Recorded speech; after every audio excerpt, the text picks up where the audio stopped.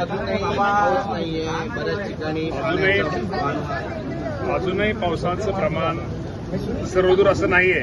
मुंबई परिसरात, मुंबई, ठाणे किंवा इथं घाटमाथ्यावरती पाऊस सुरू झालेला आहे. अजून इतर ठिकाणी पाऊस थोडा अजून कमी आहे. परंतु एकंदरीत एक अंदाज दिसतोय की येणाऱ्या एक 4-5 दिवसामध्ये पाऊस तो सगळीकडे तो जाईल आणि बरसेल.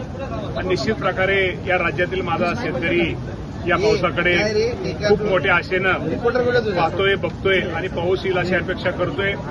निश्चित प्रकारे आम्ही पण तीच अपेक्षा करतोय की लवकरात लवकर या राज्यामध्ये पाऊस पडू द्या. आणि या माध्यमातून माझ्या शेतकरी बांधवांना एक मी आव्हान करतो, ज्या ठिकाणी जमिनीमध्ये ओलावा तयार ज्याच्याकडे आहे त्यांनी पेरणी केली तर त्यांना पेरणी करायला हरकत नाही.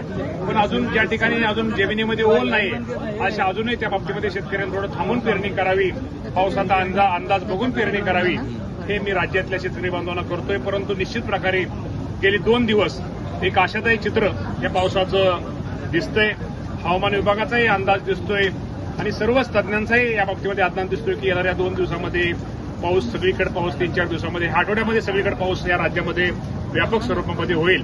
आणि ती आपण निश्चित प्रकारे अपेक्षा करूया. पाऊस कमी पडेल आणि पीक संदर्भामध्ये देखील आज काही महत्वाची चर्चा होऊ शकते का कॅबिनेट मिटिंगमध्ये तर प्रत्येक आठवड्यामध्ये आम्ही पीक पाण्याचा अहवाल आमच्यासमोर मांडला जातो, त्यामध्ये चर्चा होतच असते.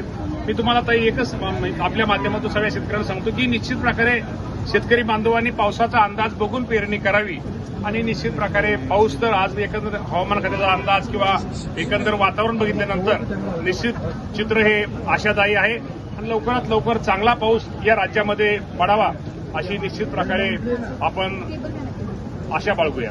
संदर्भामध्ये आंदोलन देखील पायऱ्यांवरती पाहायला मिळालं होतं. ठीक आहे. पीक विम्याच्या बाबतीमध्ये काल आपल्याला माहिती आहे की मी या राज्याचा शेतीनिष्ठ पुरस्कार, कृषीनिष्ठ शेतकऱ्यांचा पुरस्कार काल वरळीला होता, त्यामुळे मी नव्हतो.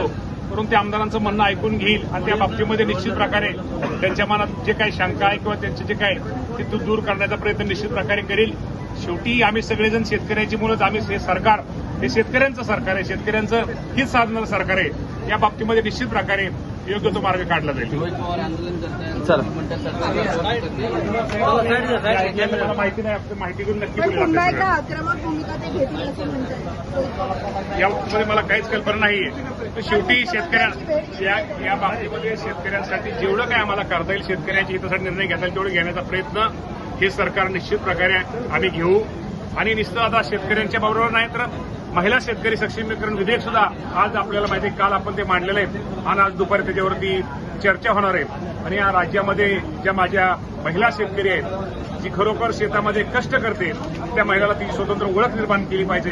यातनं आमचा उद्देश या राज्याचे मुख्यमंत्री, दोन्ही उपमुख्यमंत्र्यांचा आहे.